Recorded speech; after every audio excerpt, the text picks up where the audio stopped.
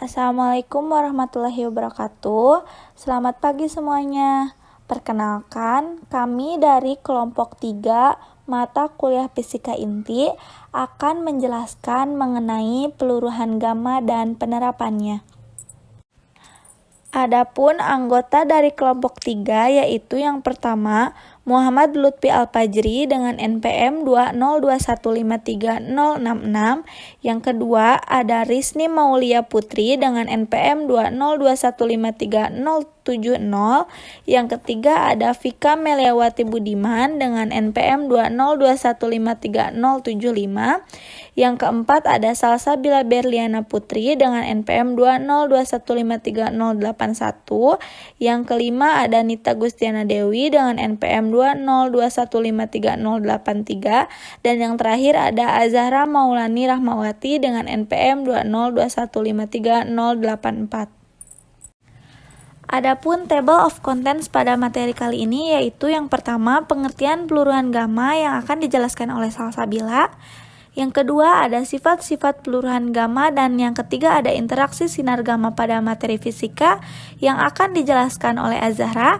Yang keempat ada penjelasan peluruhan gamma yang akan dijelaskan oleh Vika.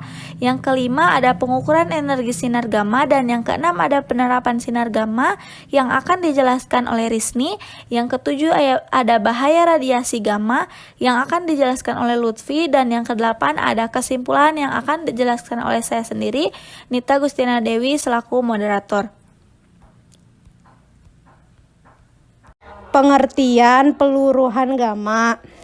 Peluruhan gamma adalah peristiwa pemancaran sinar gamma atau foton yang terjadi ketika suatu inti yang berada dalam keadaan tereksitasi kembali ke keadaan dasar. Peluruhan gamma terjadi pada peluruhan alfa dan beta ketika inti akhir masih berada pada keadaan eksitasinya. Persamaan peluruhan sinar gamma yaitu tertera pada PPT. Kemudian bahasan selanjutnya yaitu sifat-sifat peluruhan gamma. Sinar gamma memiliki energi yang sangat besar sehingga dapat menembus benda padat dan bahkan logam tebal. Frekuensi sinar gamma juga sangat tinggi, mencapai hingga puluhan eksahertz. Kecepatan sinar gamma sama dengan kecepatan cahaya, yaitu sekitar 299.792.458 meter per detik. Contoh penerapan sifat-sifat peluruhan gamma adalah pada pengobatan kanker menggunakan radioterapi. Sinar gamma digunakan untuk membunuh sel kanker yang tumbuh di dalam tubuh pasien. Selain itu, sinar gamma juga digunakan pada CT scan untuk menghasilkan gambar detail dari organ-organ dalam tubuh. Interaksi sinar gamma pada materi fisika. Ada 3 interaksi yang berperan penting terjadi pada interaksi antara sinar gamma dengan materi. Yang pertama, efek fotolistrik, yaitu energi gamma kurang dari 250 kV. Kemudian, hamburan Compton, yaitu energi gamma lebih dari 500 kV dan kurang dari 1,02 MeV. Yang ketiga, produksi pasangan, energi gamma lebih dari 1,02 MeV. Berikut kita bisa melihat gambar sinar gamma menembus 3 lapisan, yaitu lapisan pertama lapisan kertas, yang kedua aluminium, dan yang ketiga timbal. Kita bisa lihat ketika menembus kertas dan aluminium, sinar gamma dapat menembus. Dan ketika menembus pada lapisan yang ketiga yaitu timbal, intensitasnya menjadi berkurang setengahnya. Baik, sebelumnya sudah dijelaskan mengenai peluruhan gamma, yang dimana peluruhan gamma ini terjadi ketika suatu inti yang berada dalam keadaan tereksitasi kembali ke keadaan dasar atau ground state. Jadi keadaan tereksitasi ini adalah keadaan di mana sebuah inti mengalami kenaikan tingkat energi, sehingga tingkat energinya lebih tinggi dari keadaan dasarnya. Kemudian keadaan tereksitasi ini disimbolkan dengan tanda stars atau bintang. Inti yang berada pada keadaan tereksitasi pada umumnya terjadi setelah peluruhan, misal peluruhan alfa dan peluruhan beta. Di sini bisa dilihat bahwa si inti induk ini mengalami keseluruhan beta sebelumnya, kemudian masuk keadaan tereksitasi. Nah, kemudian keadaan tereksitasi ini kembali ke keadaan dasar dan melepaskan yang namanya energi gamma. Jadi, delta E ini adalah energi eksitasi dikurangi ER, energi keadaan dasar. Untuk energi gamma, yaitu delta E dikurangi delta R, di mana R ini merupakan energi pentalan inti setelah peluruhan. Sudah dijelaskan sebelumnya bahwa peluruhan gamma terjadi ketika suatu inti yang berada dalam keadaan tereksitasi kembali ke keadaan dasar.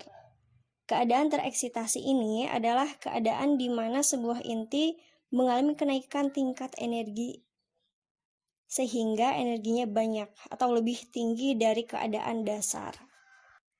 Teman-teman bisa lihat pada gambar bahwa inti induk ini sebelumnya mengalami peluruhan gamma, peluruhan beta. Kemudian masuk ke keadaan tereksitasi. Nah, untuk kembali ke keadaan dasar, maka inti ini akan melepaskan energi gamma. Untuk energinya sendiri yaitu delta E sama dengan keadaan tereksitasi. Untuk energi gammanya, energi gamma sama dengan delta E dikurangi ER. Dan ER ini sama dengan setengah dikali delta L per MC kuadrat. Kemudian di bawah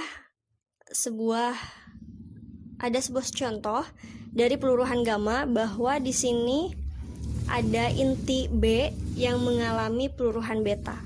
Saat mengalami peluruhan beta ini terbentuk inti baru dengan keadaan tereksitasi, yaitu inti C dengan simbol star,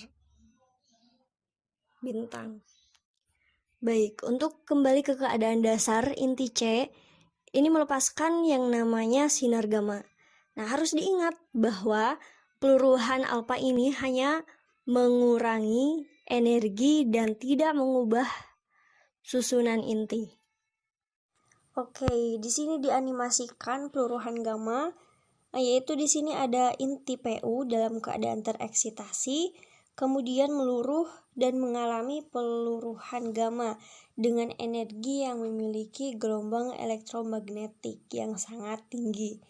Kemudian dihasilkan inti PU yang sudah stabil. Nah, untuk selanjutnya menjelaskan mengenai pengukuran sinar gamma. Nah, di sini bahwa terdapat 5. Yang pertama ada metode absorpsi, di mana merupakan metode yang menjelaskan dan menghitung penyerapan sinar gamma oleh material. Yang kedua, spektrometer diffraksi kristal. Spektrometrik sinar gamma dapat digunakan untuk menganalisis sumber radioaktif yang kemudian dapat digunakan untuk mengidentifikasi unsur atau isotop-isotop radioaktif yang ada di dalamnya.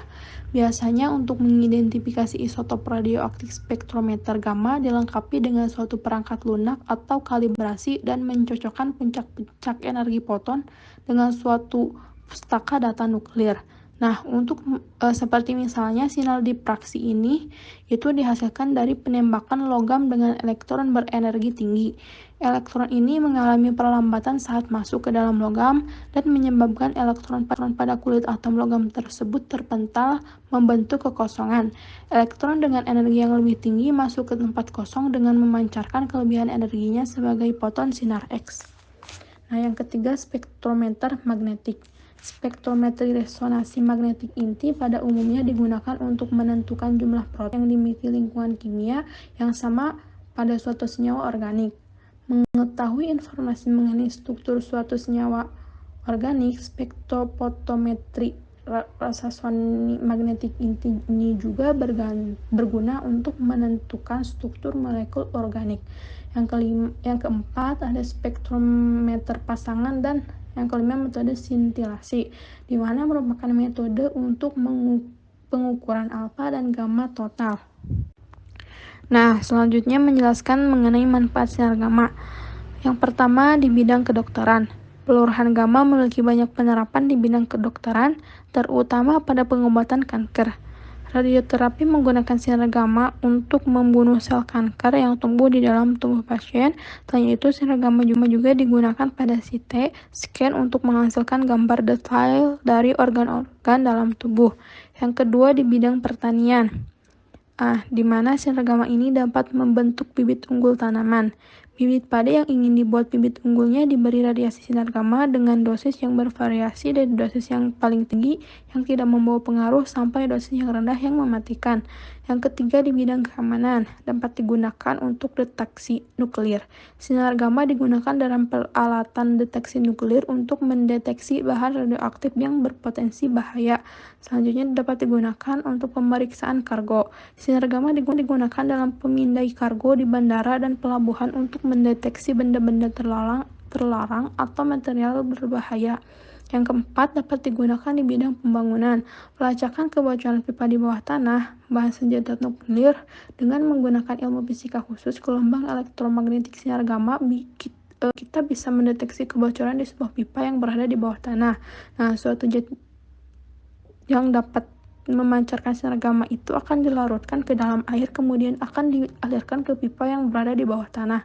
Yang kelima, di bidang kesehatan, dapat membunuh bakteri dan sterilisasi makanan. Nah, sinar gamma ini merupakan gelombang elektromagnetik yang memiliki energi tinggi sehingga dapat membunuh bakteri, sehingga sering digunakan untuk mensterilisasi makanan, minuman, dan peralatan dokter ketika akan dilakukan operasi.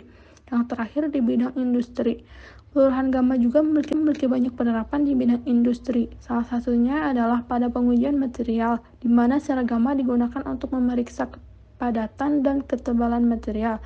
Selain itu, sinar gamma juga digunakan pada pengukuran ketebalan lapisan logam. Untuk yang selanjutnya mengenai bahayanya radiasi gamma, yaitu radiasi gamma dapat memiliki dampak yang buruk bagi kesehatan manusia jika terjadi paparannya dalam jumlah yang sangat besar. Nah, paparan radiasi gamma ini dalam jangka waktu yang lama dapat menyebabkan kerusakan pada sel-sel tubuh dan meningkatkan risiko terkenanya kanker. Namun, risiko paparan radiasi gamma ini dapat dikurangi dengan cara menghindari sumber radiasi atau menggunakan peralatan pelindung seperti baju besi atau sarung tangan khusus saat bekerja dengan sumber radiasi. Baik teman-teman, adapun kesimpulan dari pemaparan materi kita pada kali ini yaitu peluruhan gamma merupakan salah satu bentuk peluruhan radioaktif yang terjadi ketika inti atom melepaskan sinar gamma. Nah, sinar gamma memiliki energi dan frekuensi yang sangat tinggi, sehingga memiliki banyak penerapan di bidang kedokteran, industri, pertanian, kesehatan, pembangunan, dan keamanan. Namun, paparan radiasi gamma juga dapat berbahaya bagi kesehatan manusia jika tidak ditangani dengan baik. Dalam kesimpulan ini, kita dapat menyimpulkan bahwa peluruhan gamma memiliki banyak manfaat dan penerapan di berbagai bidang, namun juga perlu diwaspadai bahayanya. Cukup sekian pemaparan dari kelompok kami. Terima kasih atas perhatiannya. Kami tutup. Wassalamualaikum warahmatullahi wabarakatuh.